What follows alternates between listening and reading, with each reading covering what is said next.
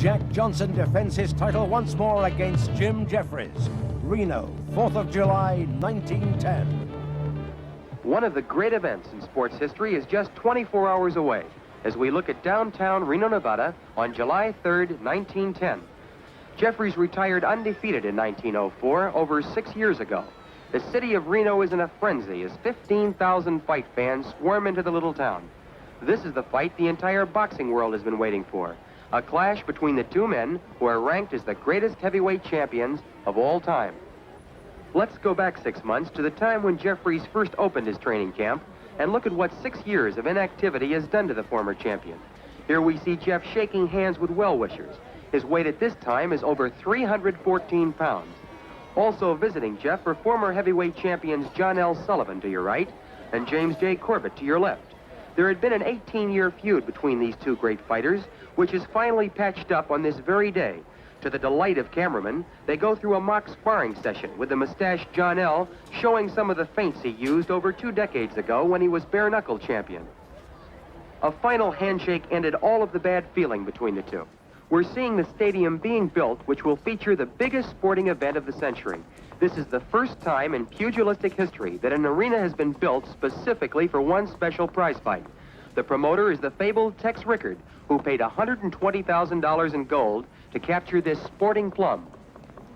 It's now July 1st, just 3 days until Jeffries and Johnson enter the ring. Unbelievably, you are looking at a 226-pound Jim Jeffries. Jeff has done what many experts had predicted was virtually impossible. He has recaptured his fighting form and shed over 110 pounds in the process. On this particular day, he's loosening up in preparation for 3 rounds of sparring with the legendary Joe Shawinski.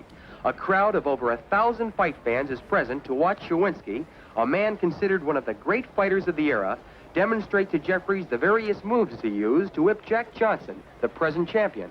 Shawinski, the smaller fighter in long white boxing tights, enjoys a unique distinction in heavyweight history. Not only did he hold Jeffries to a 20-round draw, a remarkable feat considering that Jeffries has never been beaten, but in addition, he knocked out Jack Johnson in 3 rounds back in 1901, which places Shawinski in a category with the great fighters of the period. He thinks nothing of giving away as much as 100 pounds to an opponent and then proceeds to knock him out. It's 6:30 in the morning, July 4th, 1910. It seems scarcely conceivable that this seemingly carefree James J. Jeffries, in just 6 hours, will be in the toughest fight of his life against one of the greatest fighting machines in the history of boxing. At the same time, champion Johnson takes his morning constitutional. Now at 9 o'clock in the morning, the trains are arriving every half hour, bringing fight fans to see the match that has been billed as the Battle of the Giants. No sooner does one train unload when the next one pulls in jam to capacity. Outside the arena, 4 hours before fight time, $50 ringside seats are being scalped for $125 each. And in 1910, $125 represented the purchasing power of nearly $7,000 today. Extensive motion picture coverage has been planned as the entire world waits for the results. 20 minutes before fight time, the light heavyweight champion of the world, Philadelphia Jack O'Brien, is introduced to the packed stadium. Here's Abe Attell, featherweight champion of the world, and ranked as one of the greatest boxers of all time, regardless of division. But the man who gets the finest ovation is bare-knuckle champion Jake Kilrain. Fans will never forget Jake's 75-round fight with champion John L. Sullivan. At exactly 3 minutes to 1, a hush settles over the stadium as champion Jack Johnson makes his way through the crowd. Jack always insists on being the first to enter the ring. He takes this superstition so seriously that it's actually part of the conditions of the contract. From the moment Johnson enters the ring, the big golden smile, which is his trademark, never leaves his face. A grimly determined Jeffries enters the ring 4 minutes later. The fight is scheduled for 45 3-minute rounds, and the temperature is 110 degrees of suffocating heat. Champion Johnson is in brilliant physical condition, weighing 212 pounds. Jeffries, at 226 pounds, is fighting at the same weight at which he last defended the heavyweight championship in 1904 against Jack Monroe. It was a tremendous task for Jeff to get himself into the rock-hard conditioned fighter he is today.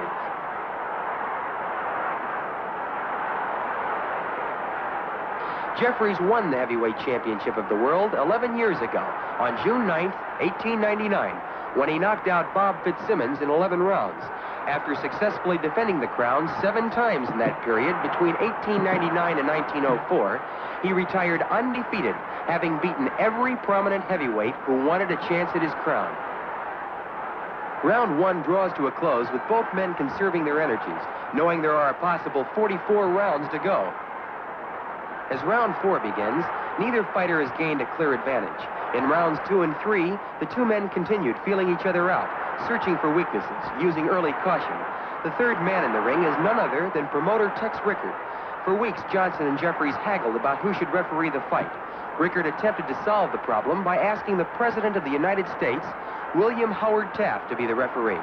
When President Taft declined, Rickard then sent a wire to the famous British author of Sherlock Holmes, Sir Arthur Conan Doyle, who also respectfully declined. Finally, Rickard, who has never refereed a prize fight in his life, nominated himself as the third man in the ring.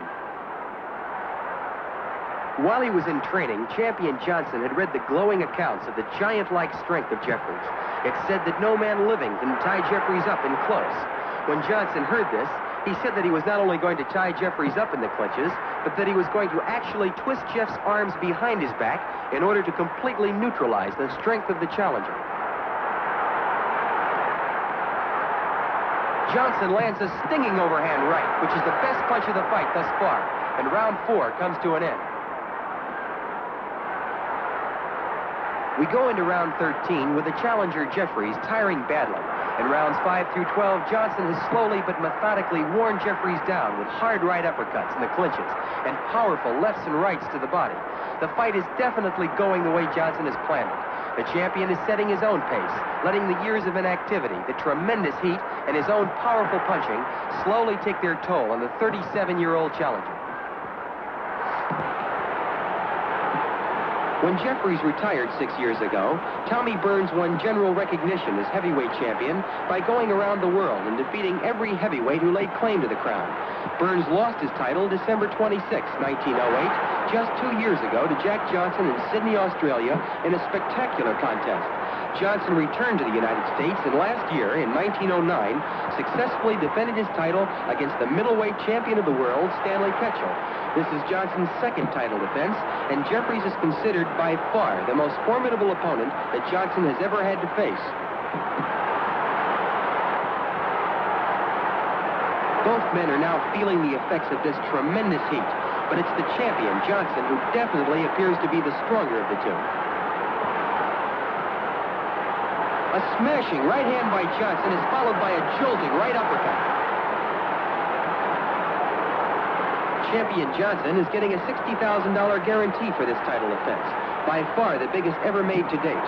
Jeffries' guarantee is $40,000, plus the astronomical figure of $75,000 for signing with Rickard for the fight. 1,500 never-say-die fans crashed over the fence when there simply were no more seats to be sold. In Rickard's financial breakdown of the fight, these same 1,500 crashers were listed as complimentaries. In the previous round, Johnson relentlessly pursued Jeffries all over the ring. Here in round 15, he rushes Jeff against the ropes and lands a hard right uppercut. He follows it up with 3 left hooks, and Jeffries goes down for the first time in his entire professional career. The crowd leaps to its feet at the shock of what's happened. Jeff rises and gets hit with a smashing left hook, which sends him out of the ring. Jeff's chief second, with the help of a fan, lifts him to his feet. Johnson rushes Jeffries across the ring, where he floors Jeff with a paralyzing right to the head. Rickard steps between the two fighters as Sam Berger, in dark vest and hat, rushes in and stops the fight to save Jeffries from further punishment. James J. Jeffries suffers the first and only defeat of his entire professional career, while Jack Johnson successfully defends his World Heavyweight Championship.